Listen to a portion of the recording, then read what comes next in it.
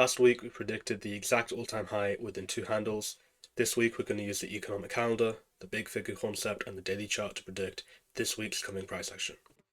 Okay, so this week is a non-farm payroll week, meaning we have to follow our NFP week protocol. Non-farm payroll is always going to be the first Friday of a new month, and we just began May. So Monday there is no news, which is a high probability day because the first 3 days of a non-farm payroll are always going to be high probability. These are the 3 days that we will do the majority of our trading on. Thursday we will not touch at all, at least I won't. If you want to, then go ahead, but I never touch the Thursday. Friday after 8:30 a.m. it can be good, like after non-farm payroll has been released, but you have to demand really good price conditions at 9:30. You don't really want to trade between 8:30 and 9:30. You want to wait for 9:30, and then because it's 10 a.m. news, ideally a silver bullet. But let's go through the individual times of the day that will be high probability. So Monday, it's the day after a new week, so you want to look at if there's any weekend sentiment and if there's any news, because that can motivate retail to come in at 9:30 and just pile into the market and create a really high resistance environment. So tomorrow there is no news, and there has not been a really strong sentiment that's been generated over the weekend, as in geopolitical news. But because we're in all-time highs, everyone's going to want to see it have another all-time high. We'll talk more about the daily chart in a moment, but because of that, there will be a strong sentiment in the Monday 9:30 to 10 o'clock range, where it will probably be high sentiment, or it will go completely against retail, stop them out, and then go wherever we expect it to go. So Monday, the highest probability times on Monday will be pre-market, which is 7 a.m. till 9:30. Then you want to skip the opening range and wait for 10 a.m. Anything after 10 a.m. should be good. Tuesday, there's no high impact news at 8:30, but there is 10 a.m. ISM services PMI and jobs. That creates a good silver bullet opportunity because there's a large influx of volume at 10 a.m., meaning if you have an expectation on where price should go and it hasn't reached that expectation at 10 a.m., then 10 a.m. will usually be the silver bullet that takes it there. So silver bullet on Tuesday. Wednesday, it's just ADP, so pre-market's good. Anytime there's no high impact news that entire day, pre-market will generally be good, unless of course it's the Thursday of an off on payroll week. This is only 8:15 medium impact, so you don't want to be in during the 8:15 news data comes out, but as long as you're trading pre-market, you'll be fine. Thursday and employment claims, it's low probability because it's a non-farm payroll week, and Thursday is always low probability on non-farm payroll week. Friday, never touch the Friday of non-farm payroll until at least the non-farm payroll event has been released.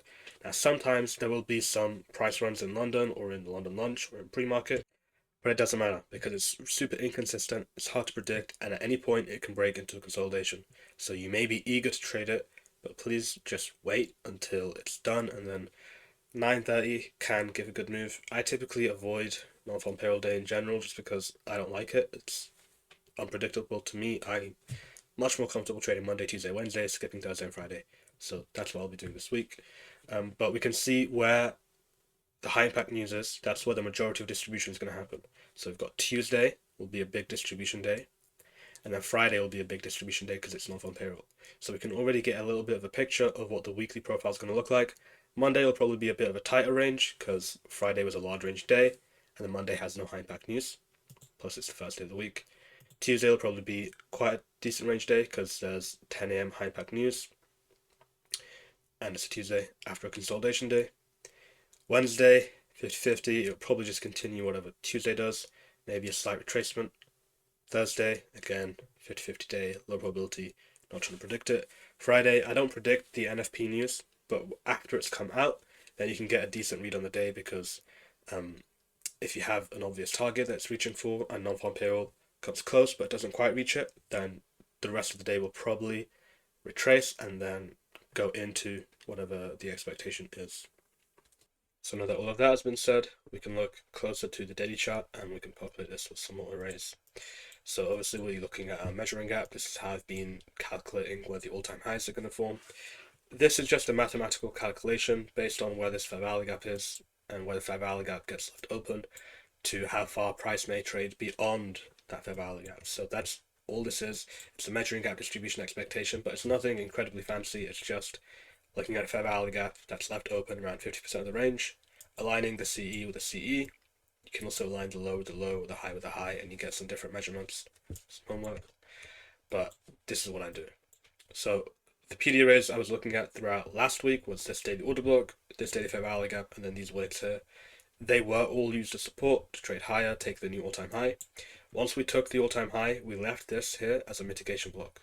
This is a mitigation block because it's a low, a high, and then a higher low, meaning that it didn't take out any stops. So the orders that have accumulated from this high, which is a mitigation block high, until this higher low, because it doesn't take out the low.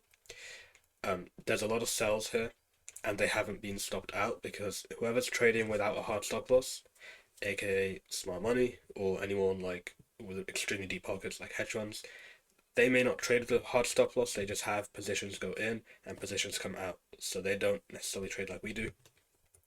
Their positions are still in the market, and if they want to get out at, say, a break-even price or near break-even price, they have to let price come down, touch the mitigation block, and then they mitigate their orders. Now, that would normally mean that I'm looking for a retracement. However, it's already touched this mitigation block, and we're approaching onto this big figure right here. Monday, because it has no high impact news and it's the day after quite a large range day, it may be an inside day where it doesn't take the daily low or the daily high. I can't really predict that, but what I can predict is that Monday, Tuesday, or Wednesday, if Monday is a consolidation day, then it will most likely be Tuesday. If Monday just goes up for the big figure, then it goes up. But what I can predict is that one of the first 2 or 3 days of the week should run up toward the big figure before looking at the mitigation block.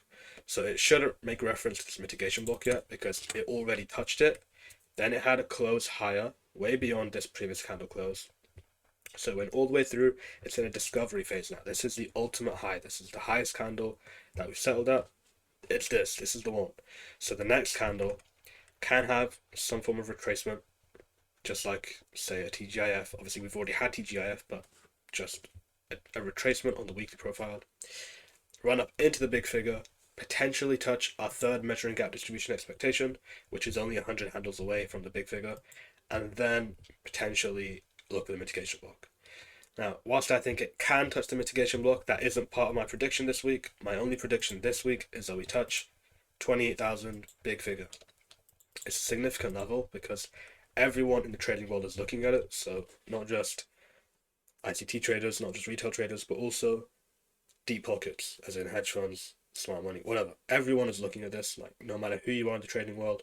28,000, it's a psychological level. Everyone looks at the thousands, so 28k, 29k, 30k. Everyone's always looking at these levels because they're big milestones in the Nasdaq. So once we touch this 28,000 mark, it can rip through it a little, maybe touch our third measuring gap distribution expectation, hit 28,100, and then potentially go back for the mitigation block or just this fair value gap. It's allowed to do that. Will it? It depends on how we touch the big figure. Because if we go into the big figure and then the candle, like the high touches it and then it rejects, then I would say, okay, it's probably looking for some measure of retracement. But if it closes all the way through, something like that, then I would say, okay, it will probably retrace, but not all the way to the mitigation block. Probably something a little bit smaller like that and then go higher. So my prediction for this week is just big figure, and then the third measuring gap distribution expectation is a potential target after that, but mainly just the big figure. I've got big figure just for, well, amusement reasons.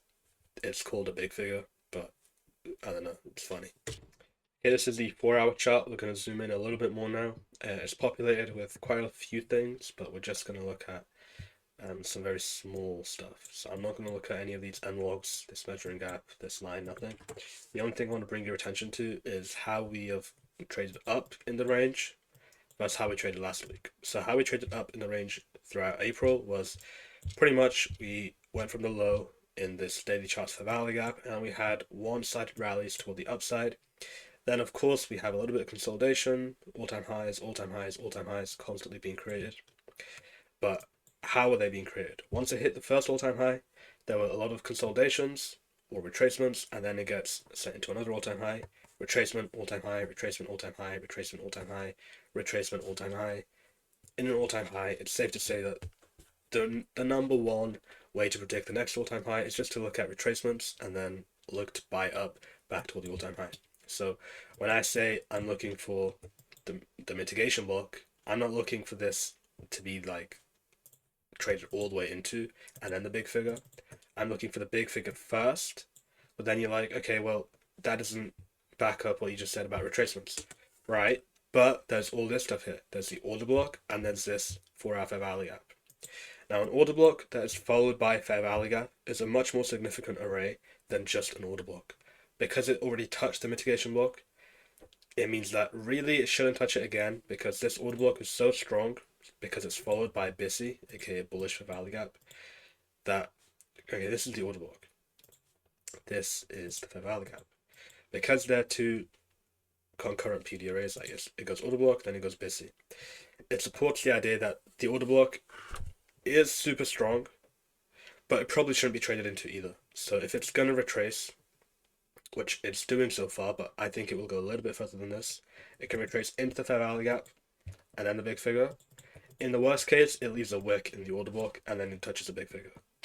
At no point, in my opinion, should it touch the mitigation block before the big figure. It should be big figure, and then if it wants to retrace all the way down here, it can do that.